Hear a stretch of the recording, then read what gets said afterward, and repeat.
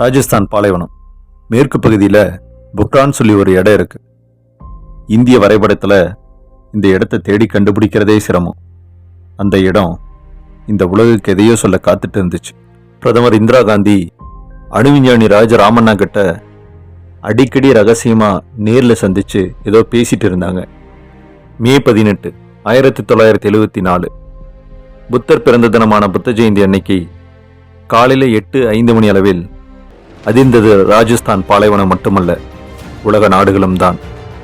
புத்தர் சிரித்தார் என்ற அடைமொழியோடு இந்தியா முதல் அணுகுண்டு சோதனையை நிகழ்த்தி காட்டியது.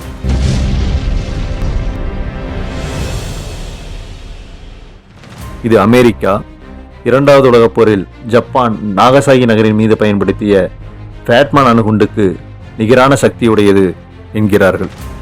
அமெரிக்கா, பிரிட்டன், பிரான்ஸ், ரஷ்யா, சைனாக்கு பிறகு அணு ஆயுத நாடாக தன்னை அறிவித்துக் கொண்டது இந்தியா. யுரேனியத்திலிருந்து கிடைக்கப்பெறும் மூலப்பொருளான புளுட்டோனியத்தை வச்சு தான் அணுகுண்டு தயாரிக்க முடியும். ஆனால் இந்தியா இதை யார்கிட்டையும் கையேந்தி வாங்கலை. அப்படி வாங்கினால் அது அணு ஆயுதத்திற்கு பயன்படுத்தப்பட மாட்டோம் என்ற ஒப்பந்தத்தில் கையெழுத்து வேண்டி வரும் என்பதால் தானே சுயமாக தயாரித்தது. அணு ஆயுத நாடுகள் இந்தியா மீது நிறைய பொருளாதார தடைகளையும் விதிச்சது. ஆனால் இந்தியா இதை ஒரு பொருட்டாவே நினைக்கல. மாறா இந்தியா என்ன செஞ்சது தெரியுமா? சத்தம் இல்லாமல் அடுத்த அணுகுண்டு சோதனைக்கு தயாராகி கொண்டிருந்தது. ஆனால் இந்த சோதனை நிச்சயமே எளிதாக இருக்க போறதில்ல. அமெரிக்கா கண்ணில் விளக்கெண்ணெய் ஊற்றி பார்த்துட்டே இருந்துச்சு. அமெரிக்க உளவுத்துறையினுடைய செயற்கைக்கோள் இந்தியாவை குறிப்பாக பொக்ரானை அடிக்கடி பார்த்துட்டே இருந்துச்சு. 1995 நரசிம்மராவ் கவர்மெண்ட் அமைஞ்சது.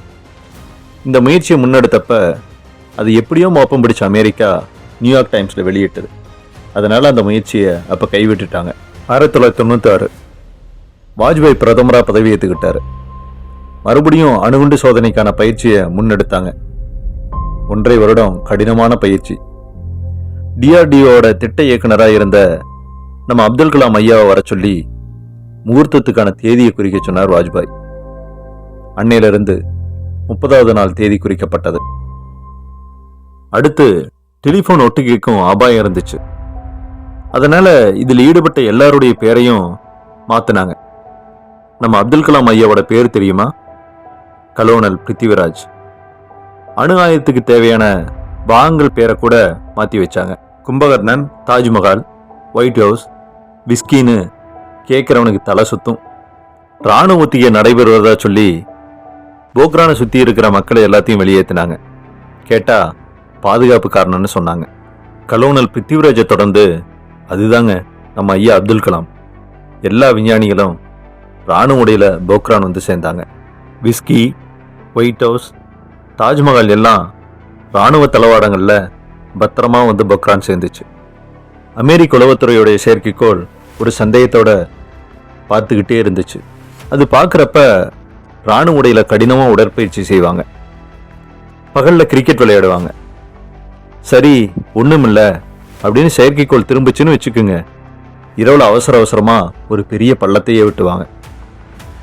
வெடிச்சு பார்த்தா ஒரு தடையும் இருக்காது. கடைசியாக செயற்கைக்கோள் எடுத்த புகைப்படத்தையும் இப்போ எடுத்த புகைப்படத்தையும் ஒப்பிட்டு பார்த்தா ஒரு வித்தியாசத்தையும் நீங்கள் கண்டுபிடிக்க முடியாது. பாதி நாள் அந்த பாலைவனத்தில் மணல் புயல் அடிக்கும். மீதி நாள் பயிற்சிங்கிற பேரில் குண்டுகளை வீசி வெடிக்க செய்து செயற்கை ஒரு மணல் புயலையே உருவாக்குவாங்க. பாவம் அந்த செயற்கைக்கோள் திக்குமுக்காடி தான் போச்சு. ஒரு பக்கம் செயற்கைக்கோளுக்கு தெரியாமல் செய்யணும், மறுபக்கம் குறிப்பிட்ட நேரத்துக்குள்ளே செய்யணும். குறிப்பாக இரவில் விடிஞ்சா தடயம் வேற இருக்கக்கூடாது. இருந்தாலும் செய்தார்கள், இம்மி பெசகாமல், அவ்வளவு துல்லியமாக.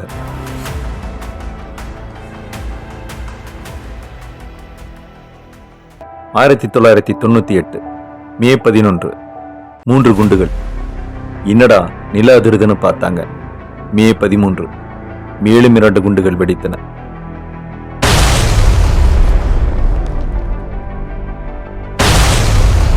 ஆபரேஷன் சக்தி வாஜ்பாய் அறிவித்தார். I warmly congratulate the scientists.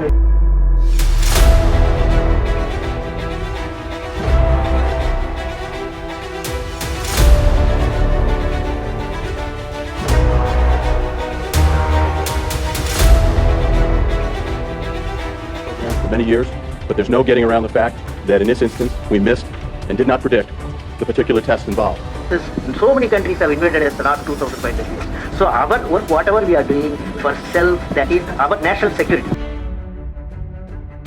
யாருடைய தயவும் இல்லாமல் பொருளாதார தடைகளை ஒரு பொருட்டாக எண்ணாமல் நான் வலிமை வாய்ந்தவன் என உலக நாடுகளுக்கு பிரகடனப்படுத்தியது இந்தியா.